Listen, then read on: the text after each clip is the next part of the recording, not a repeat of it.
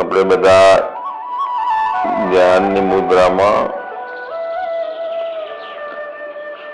શરીર સીધું, રિલેક્સ, કમર પણ સીધી,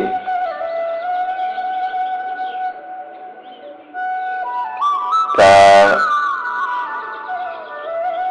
ને પૂરક કરીએ, અંદર લઈએ, ધીરે ધીરે ધીરે ધીરે બહાર કાઢીએ.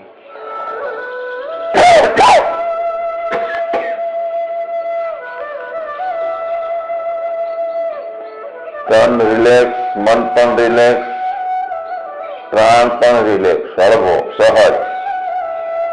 તાણ કરી અને તાણને લેવાનું નથી અને છોડવાનો પ્રયત્ન નથી કરવાનો. બધું જ સહજમાં પ્રક્રિયા. બિલકુલ ધીમો શ્વાસ, ધીમો મન, ધીમો પ્રાણ.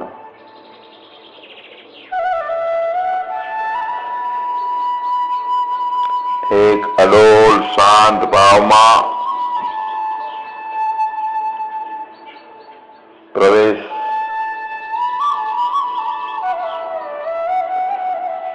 ધ્યાનના પ્રવેશમાં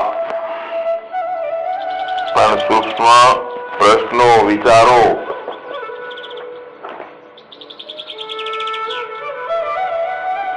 અને પ્રપંચના કેવી રીતે ઉભો થઈ ગયો આ બધું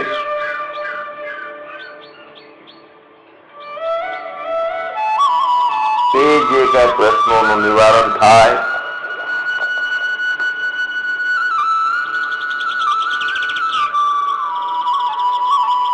અજ્ઞાન કેવી રીતે અંદર ઉભું થઈ ગયું કે જીવાત્મા શાંત થવાનો પ્રયત્ન કરે, આત્માને ખોળે છે, શોધે છે.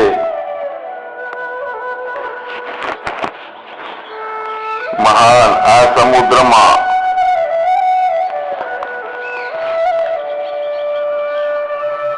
આ વિશ્વ જણાય છે આપણને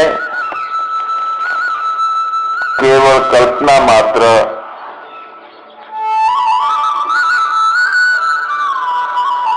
ફક્ત પાણીનો તરંગ ઉભો થયો હોય એ રીતે આખું વિશ્વ નિર્માણ ફક્ત કલ્પના માત્ર છે, પ્રતીતિ છે. પણ એનો સર્વનો દ્રષ્ટા સાક્ષી હું અત્યંત શાંત, નામથી ગુણથી રૂપથી રહિત, અને એ ભૂમિકાની નિષ્ઠા ધ્યાનમાં બનાવીએ.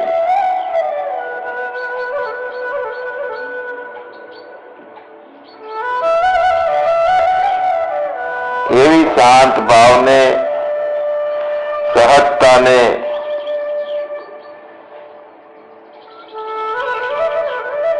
એક લક્ષણ કરીએ. એ અવસ્થાની અંદર આ જગતનો ત્યાગ થઈ જાય,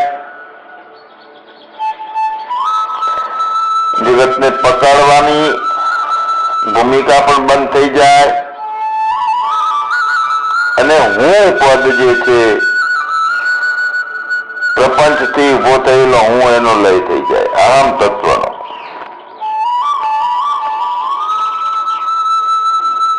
આ અહમથી અંતઃકરણ વાળો હું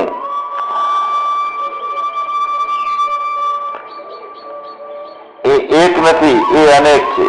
અંતઃકરણ વાળા જેટલા હું છે એટલા જીવાત્માઓ છે.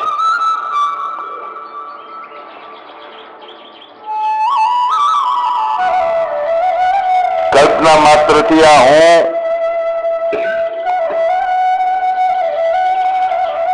આ જેટલા જેટલા જીવો થયા છે તે આ અહમથી બધા જીવ થયેલા છે, અજ્ઞાની.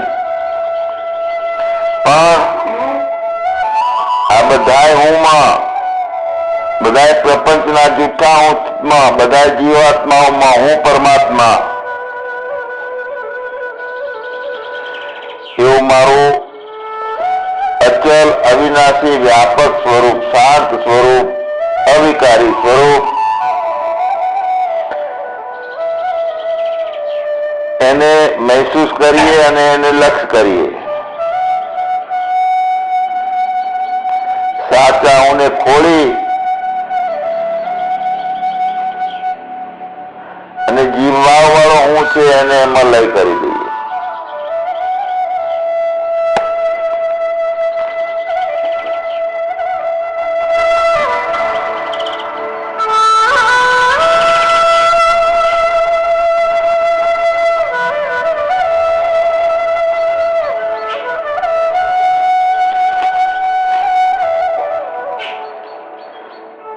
અને પછી આપણને મહેસૂસ થાય પોતાના સ્વભાવમાં સ્થિતિ કરીએ, સ્વસ્વરૂપમાં સ્થિતિ કરીએ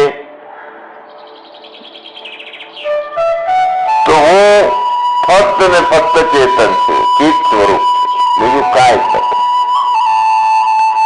અને આ જગત માયાથી ઉભી થયેલી એક જાળ, ઇન્દ્રજાળ, માયાજાળ જેવું છે.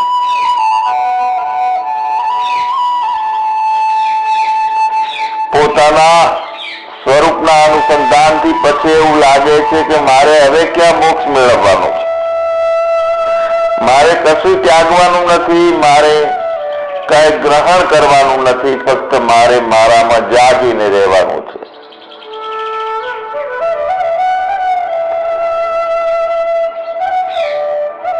તારા હૃદયમાં રામ વસે જાગીને જો, ગત ગતમાં ઘનશ્યામ વસે જાગીને જો.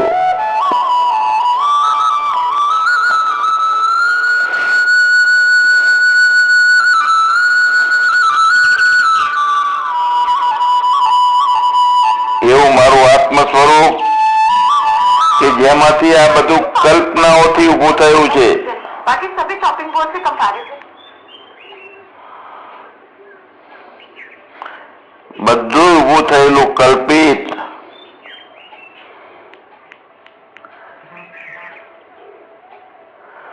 એ કલ્પનાઓને જોઈએ. મયી સકલમ જાતમ, મારામાંથી બધી સ્ફૂર્ણાઓ, સંવેદનાઓ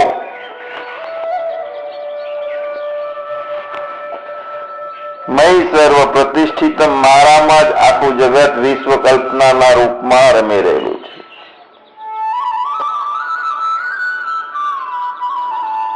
મય સર્વ લયમ યાતિ, મારામાં બધું નાશ પામે છે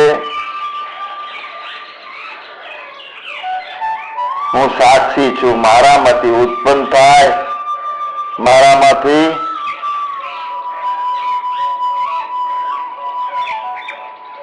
લય થાય છે ને મારામાં જ રમત થાય છે જીવનની.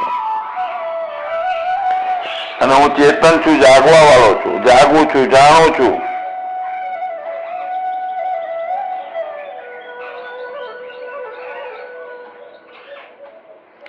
જેમાંથી આ બધું ઉત્પન્ન થયું, જેમાં ટકી રહ્યું છે અને જેમાં મળી જવાનું છે, તે મારું પોતાનું સ્વરૂપ લક્ષણ છે. સૂર્ય, ચંદ્ર, તારાઓ, નક્ષત્રો,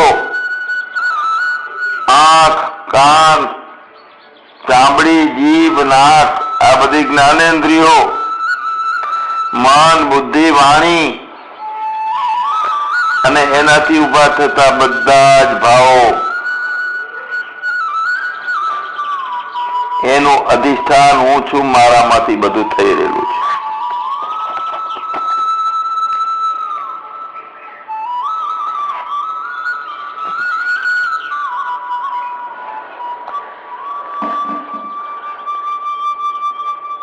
હું દેહ છું, જીવું છું, જન્મું છું, મરે છે, મારે દુઃખ છે.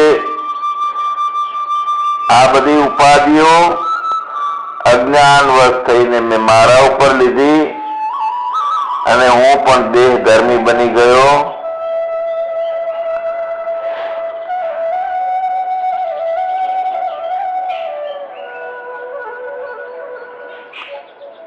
કેટલાય જન્મારાઓથી, કેટલાય સમયથી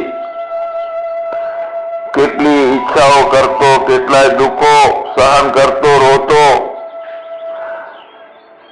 કેટલી વસ્તુઓને પકડવાની અને છોડવાની, મેળવવાની,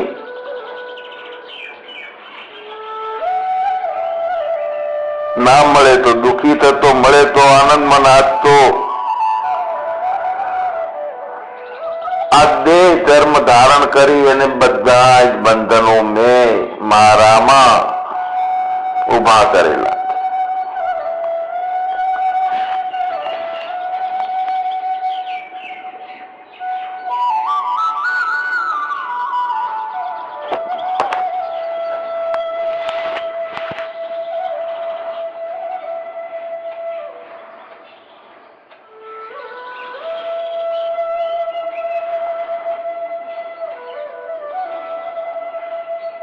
સાચા હું ની સમજ પડતા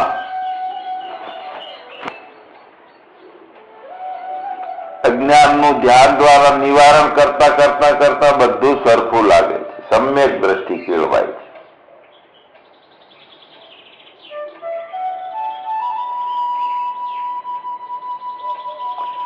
ફક્ત હું ચેતન છું, બાકી બધું કલ્પિત અને જડ છે, મિથ્યા છે એવો અનુભવ થાય છે.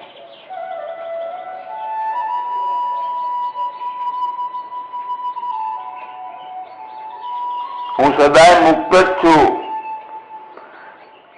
મને કોઈ ઈચ્છા નથી, શોક નથી, કોઈ ત્યાગ નથી, કોઈ પકડવાનું નથી, કોઈ હર્ષ નથી, રોષ નથી.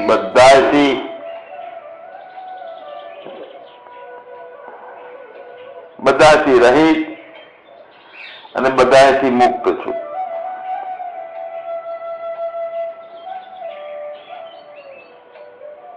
આ ચિત્ત કેટલાય દ્રશ્યોમાં આસક્તિ કરતું, બંધન કરતું,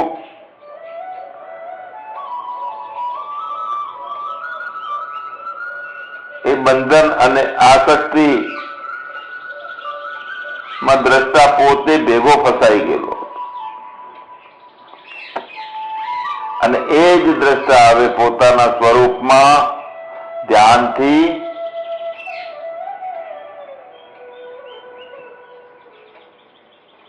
એક થઈ ગયો, બે રહ્યા નહીં. વ્યાપક છું, અવિનાશી છું, અસંગ છું, અવિકારી છું. હવે કોઈ બંધન નથી, કોઈ આસક્તિ નથી. અને જ્યાં બંધન આસક્તિ રહિતની મારી ભૂમિકા અને એ ભૂમિકામાં આ જીવન ચાલે છે. તે મુક્ત ગગનનું મસ્ત પંખી, આકાશમાં પતંગિયો આનંદથી ટહેલતું હોય એ રીતે હું મુજ ચૈતન્ય સ્વરૂપ સાથે વિલસી રહ્યો છું.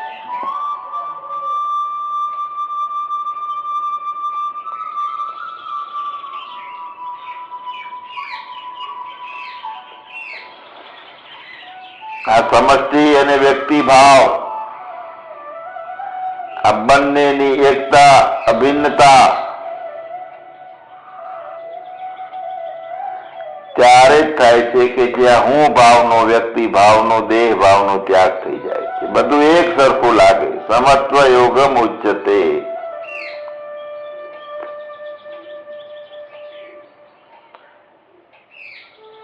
સૂક્ષ્મમાં પણ ક્યાંય અહમ ભાવ રહે છે ત્યાં બંધન છે. અહમ ભાવ રહે છે તો આસક્તિ છે, ભય છે, ભ્રાંતિ છે.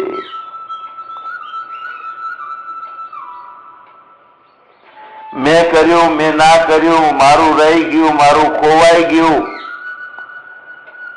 અને મૂળમાં કલ્પિત માયાથી ઉભો થયેલો હું, પ્રપંચમાંથી ઉભો થયેલો હું ભાવ છે.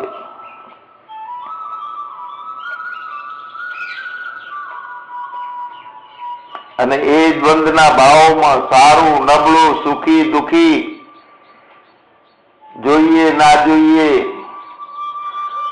આ ભાવમાં સબળતો હું, દુઃખના ડુંગરો હોય, પહાડો હોય એવું ભારે જીવન, એમાંથી હું શાંત અવસ્થા, શાંત ભાવને અનુભવી શકું. લાગે છે મારા શાંત ભાવમાં કે હું અકર્તા છું, અસંગી છું, અનાસક્ત છું.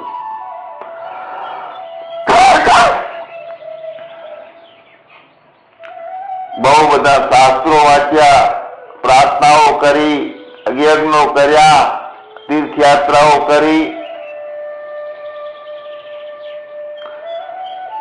પણ આ પ્રપંચી હું ભાવથી રહિત થવાનો પ્રયત્ન ગુરુ સાનિધ્યથી થાય છે. ત્યારે જ નિત્ય મુક્તિ, મોક્ષનો અનુભવ થાય છે.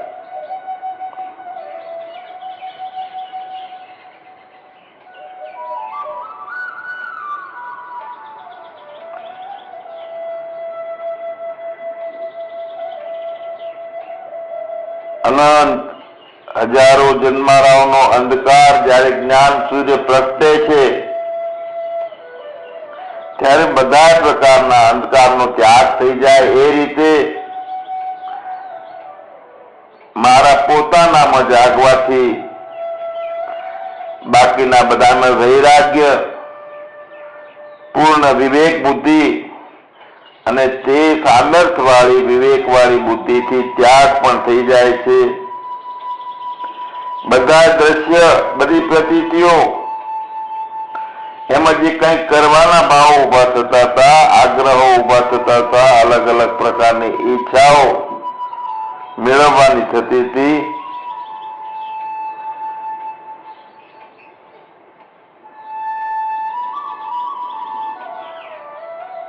એ બધા ભાવોમાં અહમ નિર્વિકલ્પો, નિરાકાર રૂપો, આકાશની જેમ વ્યાપક, અસંગી અને ચેતન છું એ મહેસૂસ કરું છું. કોઈ ઈચ્છાઓ નથી રહેતી, કોઈ ચિંતાઓ નથી, કોઈ ભ્રાંતિઓ નથી, કોઈ ભય નથી. મસ્ત મુક્ત ગગનમાં મસ્ત રીતે વિહાર ચાલુ છે. બંધન તો જેને કઈ મેળવવું છે, ઈચ્છા હોય છે તેને હોય છે, દુઃખ તેને હોય છે, પણ હું વ્યાપક અવિનાશી ચેતન કે જેમાં કોઈ શરીર ઇન્દ્રિયો નથી, તો ઈચ્છાઓ ક્યાંથી હોય?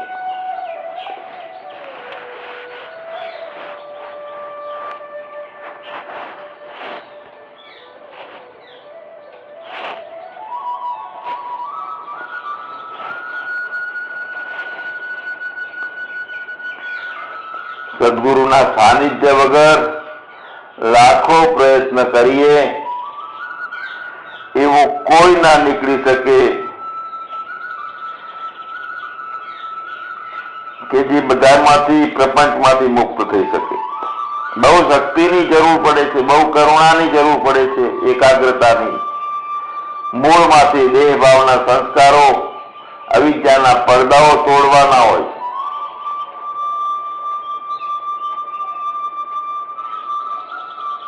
સદગુરુનું જીવન, સદગુરુની ઉર્જાઓ માણી અનુભવી અને એવું બનવાની એક સામર્થ્ય નિર્માણ થાય છે. જાગીએ છીએ અંદર કંઈક અનંતને જાણવાની ઈચ્છાઓ, બાકી બધી ઈચ્છાઓ શાંત થઈ જાય છે અને વ્યાપક સ્વરૂપની ઈચ્છાઓ થાય છે.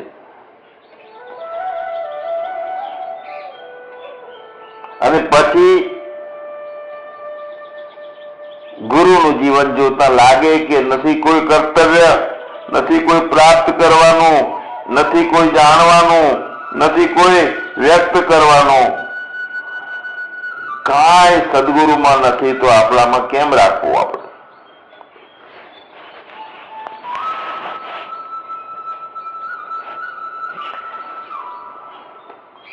સહજ રીતે બધો ત્યાગ થઈ જાય છે.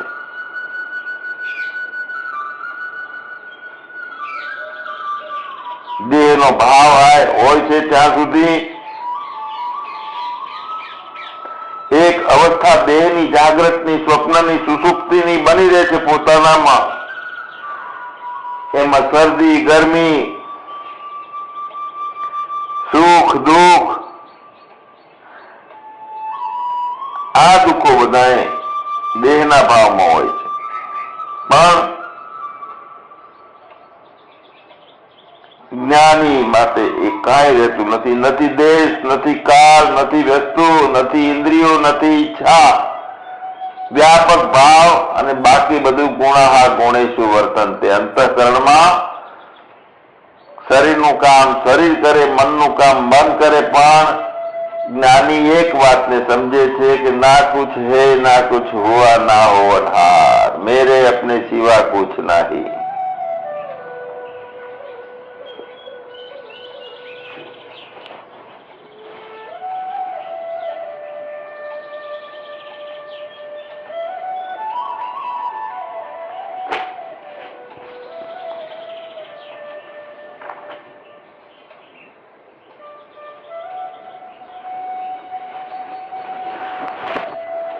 દેહના ગુણો છે, દેહના રૂપો જે જણાય છે તે દેહ છે ત્યાં સુધી.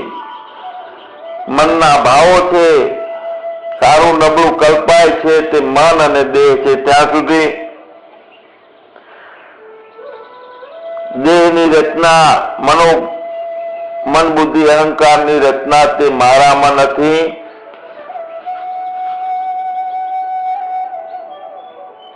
તે ગુણોનું કામ ગુણો કરે છે. શરીર ચાલે, શરીર ખાય, પીવે, ઊંઘે.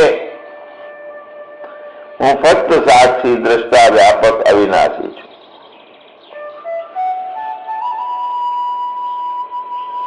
પણ મનો બુદ્ધિ અહમ ઓગળે નહીં ત્યાં સુધી પોતાના જ્ઞાનની અંદર એક પડદો રહે છે.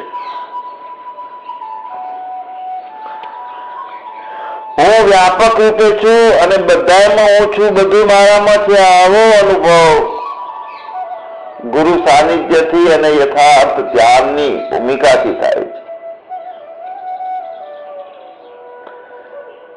આવા ધ્યાનને પોતાના સ્વરૂપમાં યુક્તિ કરીને પોતાના ઉપર પ્રયોગ કરી અને એ ધ્યાન દ્વારા પોતાના આત્માનું અનુસંધાન કરીએ. આ ખટપટ વાળા જીવનમાંથી, પ્રપંચમાંથી બહાર નીકળીએ. શક્તિ ઓછી પડે તો સદગુરુને, પરમાત્માને, અસ્તિત્વને પ્રાર્થના કરીએ, રોઈએ એની પાસે. દેવા વાળો નથી દુબળો, ભગવાન નથી રે ભિખારી. જે માગીએ તે આપે છે. સદગુરુ દેવ કી જય. સના સનાતન ધર્મની